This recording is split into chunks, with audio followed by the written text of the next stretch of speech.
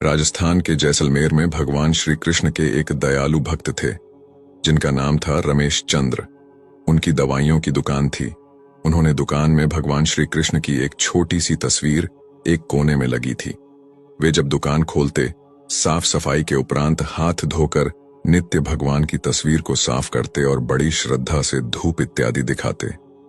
उनका एक पुत्र भी था राकेश, जो अपनी पढ़ाई पूरी करके उनके ही साथ दुकान पर बैठा करता था। वह भी अपने पिता को ये सब करते हुए देखा करता और चूंकि वह नए जमाने का पढ़ा लिखा नवयुवक था, लिहाजा अपने पिता को समझाता कि भगवान वगैरह कुछ नहीं होते, सब मन का वहम है।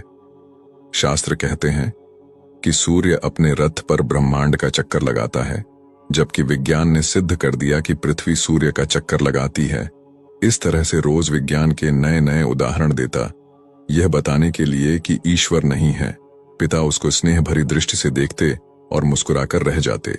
वे इस विषय पर तर्क वितर्क नहीं करना चाहते थे। समय बीतता गया, पिता बूढ़े हो गए थे। शायद वे जान गए थे कि अब उनका अंत समय निकट ही आ गया है। अतः एक दिन अपने बेटे से कहा, बेटा, तुम ईश्वर को मानो या मत मानो, मेरे लिए यही बहुत है कि तुम एक मेहनती, दयालु और सच्चे इंसान हो। परंतु क्या तुम मेरा एक कहना मानोगे? बेटे ने कहा, कहिए ना पिताजी, जरूर मानूंगा। पिता ने कहा, बेटा, मेरे जाने के बाद एक तो तुम दुकान में रोज भगवान की इस तस्वीर को साफ करना, और दूसरा, यदि कभी किसी परेशानी में फंस जाओ तो हाथ जोड़कर श्री कृष्ण से अपनी समस्या कह देना। बस मेरा इतना कहना मान लेना। पुत्र ने स्वीकृति भर दी। कुछ ही दिनों के बाद पिता का देहांत हो गया। समय गुजरता रहा। एक दिन बहुत तेज बारिश पड़ रही थी। राकेश दुकान में दिन भर बैठा रहा और ग्राहकी भी कम हुई।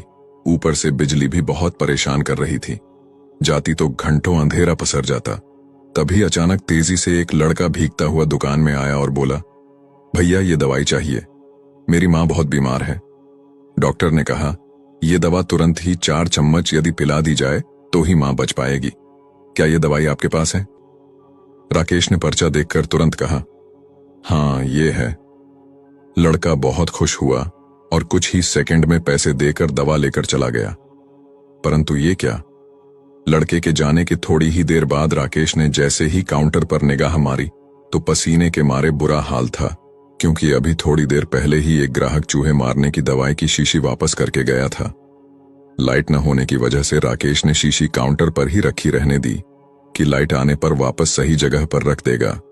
पर जो लड़का दवाई लेने आया था वह अपनी शीशी की जगह चूहे मारने की दवाई ले गया और लड़का पढ़ा लिखा भी नहीं लग रहा था। हे भगवान, अनायास ही राकेश के मुंह से निकला, ये तो अनर्थ हो गया।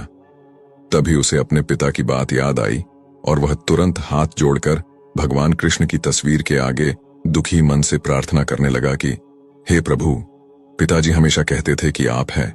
यदि आप सचमुच हैं तो आज ये अनहोनी होने से बचा लो। एक माँ को उसके बेटे द्वारा जहर मत पीने दो, प्रभु, मत पीने दो। भैया, तभी पीछे से आवाज आई, भैया, कीचड़ की वजह से मैं फिसल गया, दवा की शीशी भी फूट गई, कृपया आप एक दूसरी शीशी दे दीजिए।